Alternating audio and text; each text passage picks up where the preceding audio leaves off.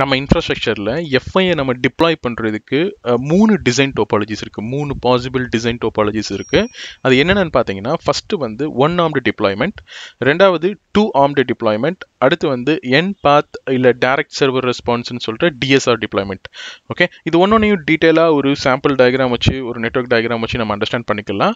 First வந்து 1 armed deployment. இங்கே பேர்லேயே 1 ஆர்ம்டு அப்படின்ற மாதிரி இங்கே பார்த்தீங்கன்னா இந்த மெத்தட் ஆஃப் டிசைனில், இந்த டிசைன் டோபாலஜியில் என்ன இருக்குன்னா, உங்களோட விர்ச்சுவல் சர்வர் எஃப்ஐல நீங்கள் கான்ஃபிகர் பண்ணியிருக்கிற விர்ச்சுவல் சர்வரும் சரி, ஆக்சுவல் அப்ளிகேஷன் சர்வர்ஸ் இருக்கு இல்லையா, அந்த பூல் மெம்பர்ஸ், இது எல்லாருமே ஒரே VLANல இருக்கும், ஆர் ஒரே சப்நெட்டில் இருக்கும், ஒரே நெட்வொர்க்கில் இருக்கும்.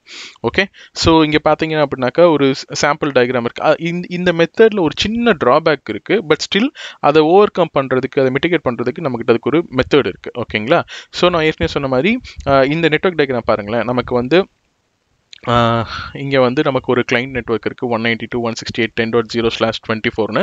அதே மாதிரி இந்த பக்கம் ஒரு நெட்வொர்க் இருக்குது 10.10.10.0/24. இந்த நெட்வொர்க்கில் தான் நம்மளோட ஆக்சுவல் பூல் மெம்பர்ஸ், அதாவது அப்ளிகேஷன்ஸ்லாம் ஹோஸ்ட் ஆகிருக்கிற அப்ளிகேஷன் சர்வர்ஸ், தென் வந்து நம்ம விர்ச்சுவல் சர்வர் கான்ஃபிகர் பண்ணியிருக்க எஃப்ஐ, இவங்க எல்லாருமே வந்து இந்த 10. நெட்வொர்க்கில் தான் இருக்கிறாங்க. என்னோட விர்ச்சுவல் சர்வருக்கான IP 10.10.10.50.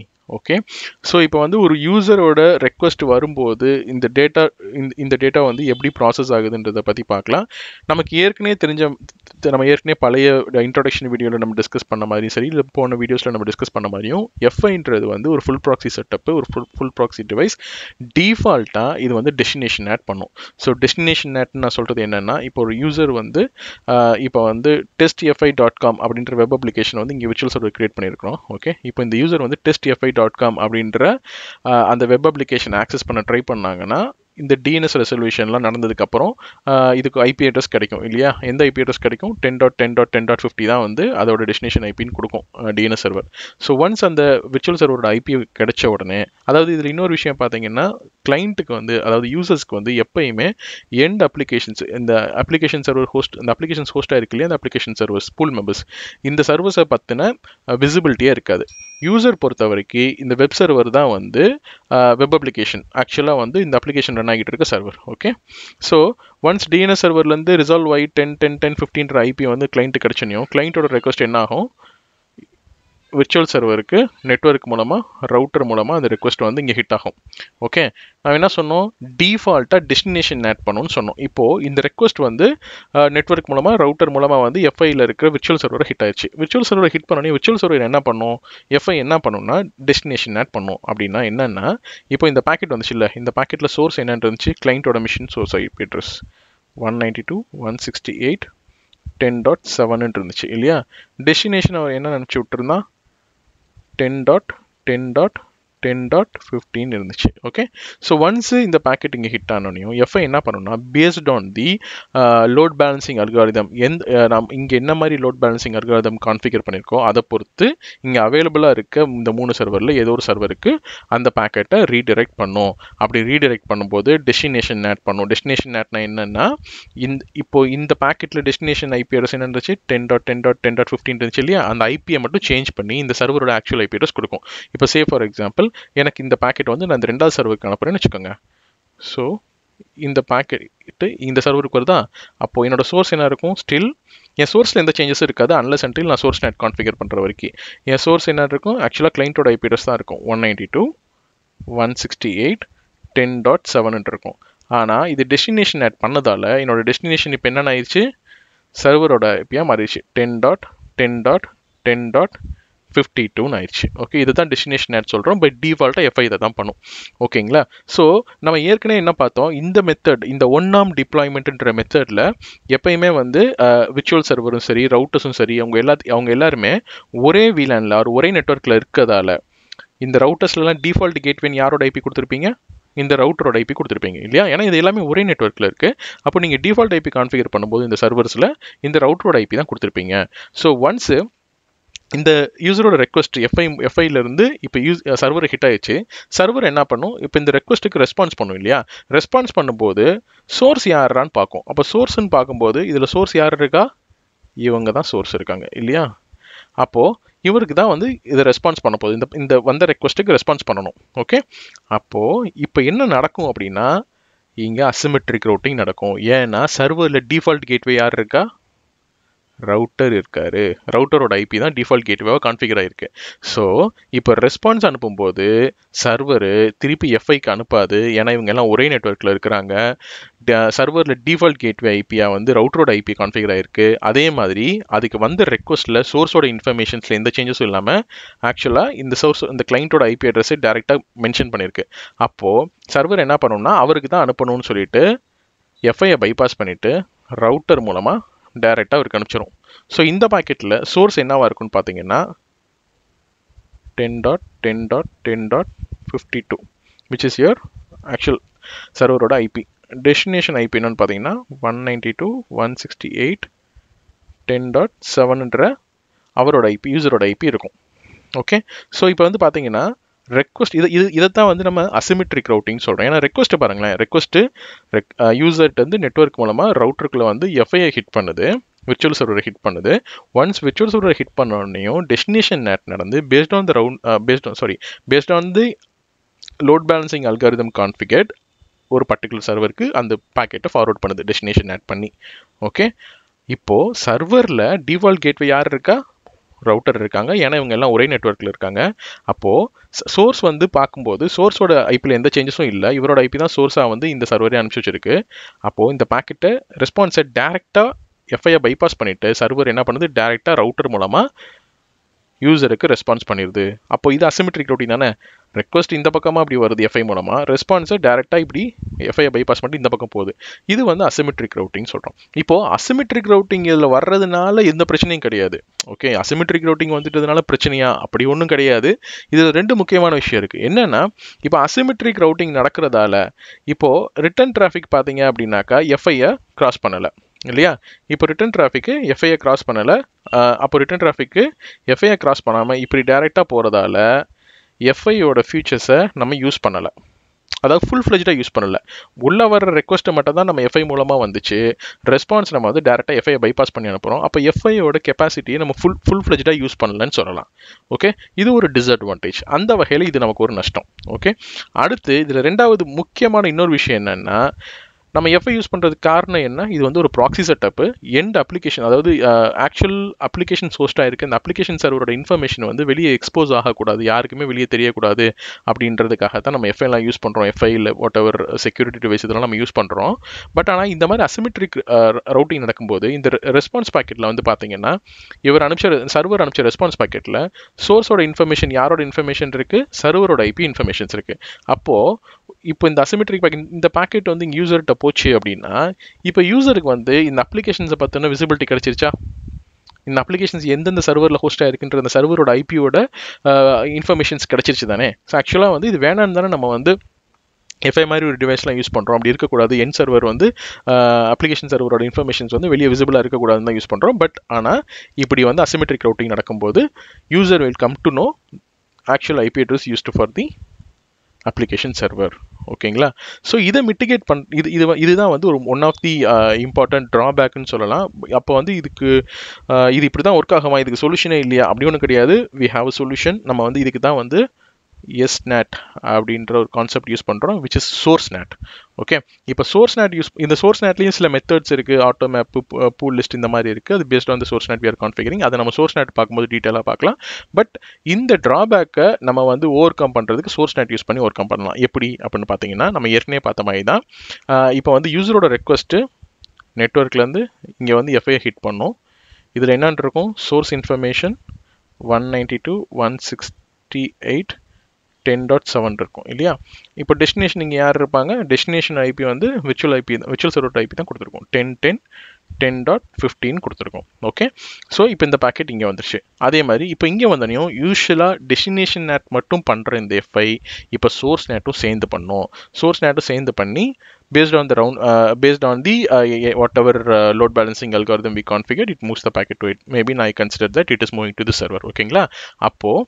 இப்போ என்னாச்சு, சோர்ஸ் நேட்டும் பண்ணுது, டெஸ்டினேஷன் நேட்டும் பண்ணுது இல்லையா? அப்போ சோர்ஸ் நேட் பண்ணும்போது it replaces the actual source IP address with the நம்ம என்ன மாதிரி சோர்ஸ் நேட் மெத்தட் யூஸ் பண்ணுறோன்றதை பொறுத்து ஐபி மாறிடும். ஓகே, இப்போ வந்து இதோட ஐபி வந்து 10.10.10.15 மாறிடும். ஓகே, ஆனால் ஆக்சுவல் சோர்ஸ் யார்? இவர் 192.168.10.7. ஆனால் இங்கே வந்து பாருங்கள் சோர்ஸ் நேட் ஆயிடுச்சு. நமக்கு இந்த ரெக்வஸ்ட் இங்கே வரும்போது சோர்ஸ் வந்து எஃப்ஐயோட ஐபி காமிக்குது, விர்ச்சுவல் சர்வரோட ஐபி காமிக்குது. இப்போ இதே இது அப்படி இல்லை அப்படின்னா இங்கே இருக்க செல்ஃப் ஐபிலாம் கான்ஃபிகர் பண்ணியிருந்தோம்னா அந்த ஐபி காமிக்கும். அது பேஸ்டாக வந்து என்ன மாதிரி சோர்ஸ் நேட் நம்ம யூஸ் பண்ணுறோன்றதை பொறுத்து தான் இருக்குது. ஓகேங்களா? இப்போ டெஸ்டினேஷன் யாரை சொல்லும்? இவரை சொல்லும். 10.10.10.53ன்றத டெஸ்டினேஷனை அனுப்பும். ஓகே, ஸோ இப்போது சர்வருக்கு வந்துருச்சா? என்னதான் இவருக்கு டிஃபால்ட் ரூட் இங்கே கொடுத்துருந்தாலும் இப்போ இந்த பேக்கெட் எங்கேருந்து வந்திருக்கு? சோர்ஸ்லேருந்து. எந்த சோர்ஸில் வந்திருக்கு? 10.10.15ன்ற சோர்ஸ்லேருந்து வந்திருக்கு. அப்போ இந்த சர்வர் ரெஸ்பாண்ட் பண்ணும்போது யாருக்கு பண்ணுவாங்க? 10.10.50. அப்போது ரிட்டர்ன் டிராஃபிக்கு சர்வர் இப்போ எஃபெக்ட் அனுப்பும். லாஸ்ட் டைம் ஏன் நமக்கு டேரெக்டாக சர்வரை எஃப்ஐ பைபாஸ் பண்ணி அனுப்பிச்சிச்சு அப்படின்னா, லாஸ்ட் டைம் அந்த பேக்கெட்டில் சோர்ஸோட இன்ஃபர்மேஷன்னு இவரோட இன்ஃபர்மேஷன் டேரெக்டாக இருந்துச்சு 192.168.10.7.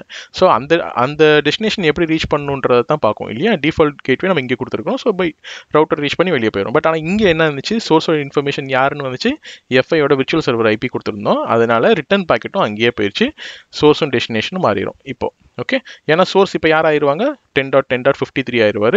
டெஸ்டினேஷன் வந்து 10.10.50 ஆயிடுவாங்க. ஓகே, ஒன்ஸ் அந்த பேக்கெட் எஃப்ஐக்கு வந்ததுக்கப்புறம் இங்கே அகெயின் எஃப்ஐ என்ன பண்ணும்? திருப்பியும் சோர்ஸ் நேட்டும் பண்ணும், டெஸ்டினேஷன் நேட்டும் பண்ணி அந்த பேக்கெட்டை திருப்பி யூசருக்கு அனுப்பும். இப்போ இது அனுப்பும்போது இது சோர்ஸாக என்ன வச்சுக்கிறோம்?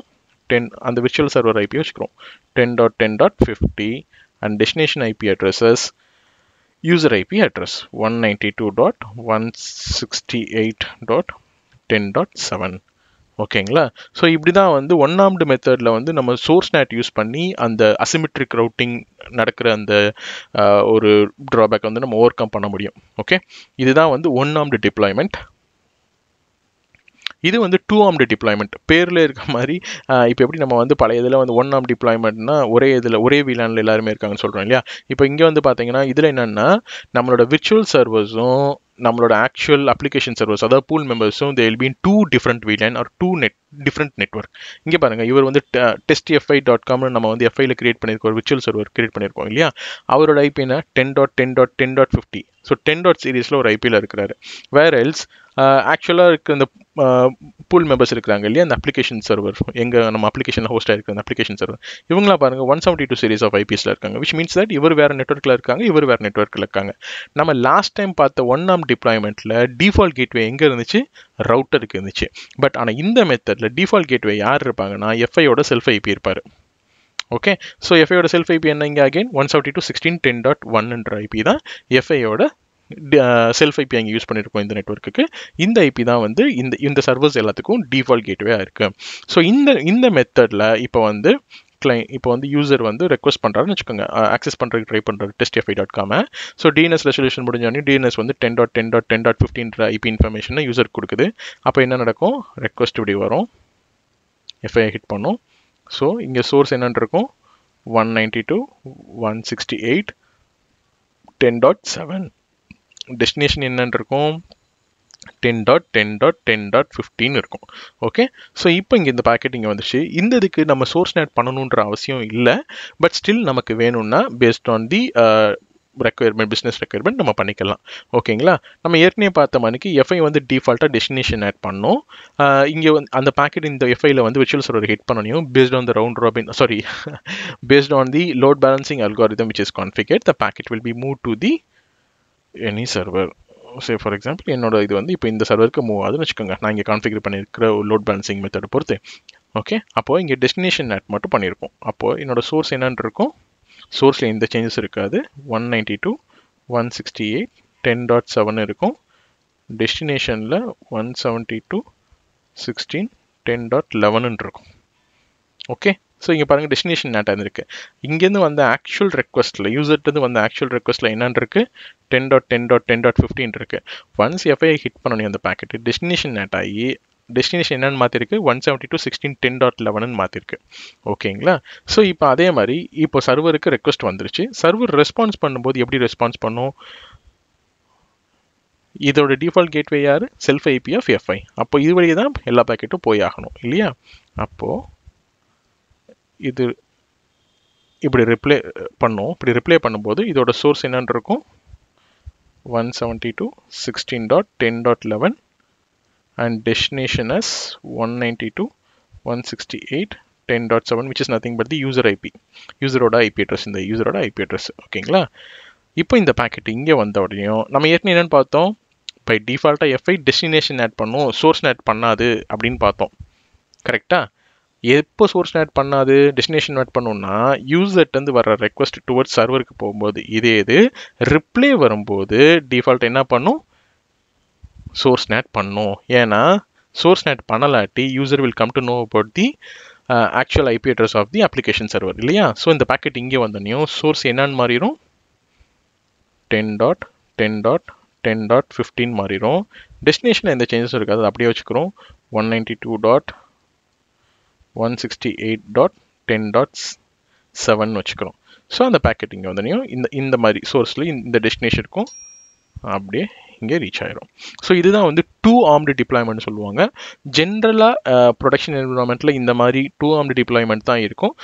அதாவது இது மட்டும் தான் யூஸ் பண்ண முடியும், இது மட்டும் தான் பண்ணுவாங்கன்னு சொல்லலை. மோஸ்ட் ஆஃப் த சினாரியோஸில் நீங்கள் இந்த மாதிரி 2 ஆர்ம்டு டிப்ளாய்மெண்ட் தான் பார்ப்பீங்க. அதாவது உங்களோட விர்ச்சுவல் சர்வர் வந்து வேற ஒரு சப்நெட்டில் இருக்கும், உங்களோட ஆக்சுவல் சர்வர்ஸ் வந்து பிஹைண்ட் எஃப்ஐ வந்து வேற ஒரு சப்நெட்டில் வச்சுருப்பாங்க. ஓகே, இதுதான் 2 ஆர்ம்டு டிப்ளாய்மெண்ட்டு. இதுலேயும் நீங்கள் வந்து எஸ்நாட் யூஸ் பண்ண முடியாதுன்னு கிடையாது. இதில் நீங்கள் எஸ்நாட் யூஸ் பண்ணுறதுனா யூஸ் பண்ணிக்கலாம். எஸ்நாட் எனேபிள் பண்ணி கான்ஃபிகர் பண்ணிங்கன்னா பேஸ்ட் ஆன் தி எஸ்நாட் கான்ஃபிகரேஷன் அதோட சோர்ஸ் ஐபியும் சேஞ்ச் ஆகி போகும். ஓகேங்களா?